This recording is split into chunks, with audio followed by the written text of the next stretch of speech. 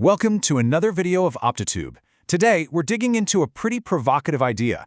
What if the wars we see on the news aren't just about politics or territory?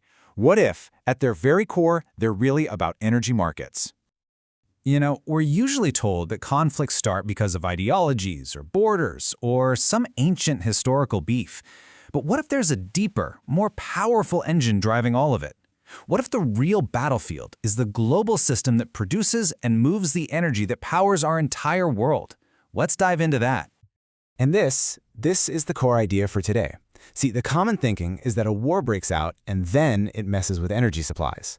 But we're going to flip that script. We're going to make the case that the constant need to secure, to control, and to stabilize those energy markets is actually what can light the fuse for a conflict in the first place. So to really get our heads around this, we first have to be clear on what we even mean by energy markets. It's a term that gets thrown around a lot, but it's the physical, real-world system behind it that holds all the power. Yeah, we're not just talking about some abstract numbers on a computer screen here.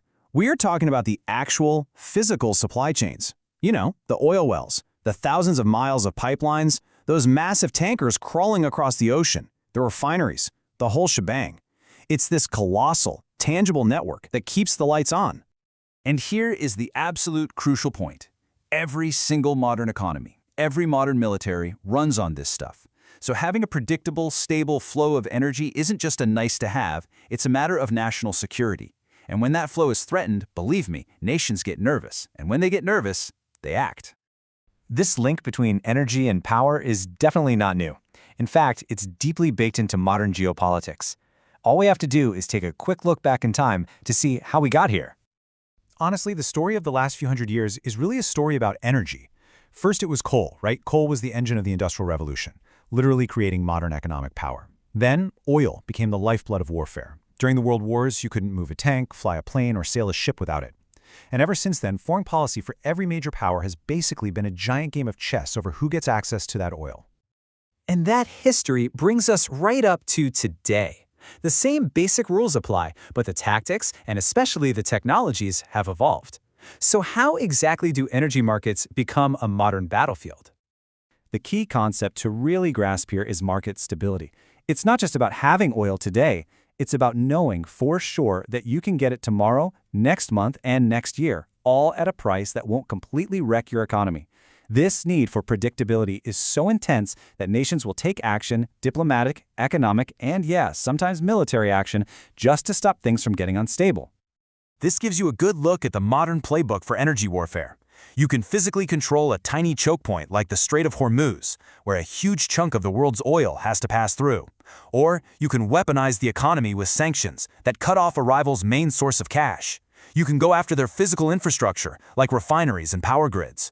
Or you can do it indirectly by funding a friendly group in a country that has the resources you want, just to make sure the energy keeps flowing your way.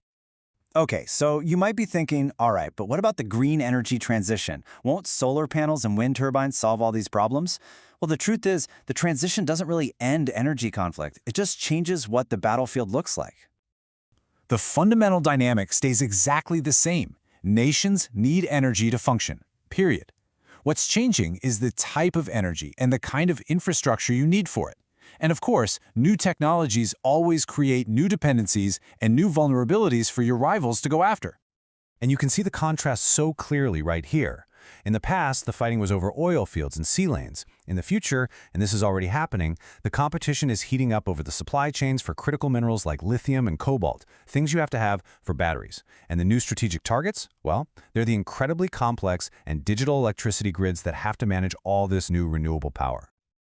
So let's just bring it all together, nice and simple. Step 1, energy is absolutely essential. Can't live without it. Step 2, the markets themselves act like an early warning system. You can see prices spike with geopolitical risk way before a conflict starts. Step 3, if you control the supply chain, you have incredible strategic leverage. And Step 4, modern warfare is smart. It goes right after these energy systems to cripple an opponent.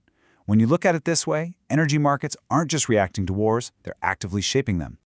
So the next time a global crisis starts to bubble up, I want you to look beyond the headlines about politics and territory. Ask yourself, what's happening with the energy markets?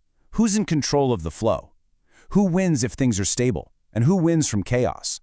Because often, that's right where you'll find the real story. And if you are interested in energy market and power system modeling, and you want updates and insights about the global energy market, be sure to follow the Optatube channel.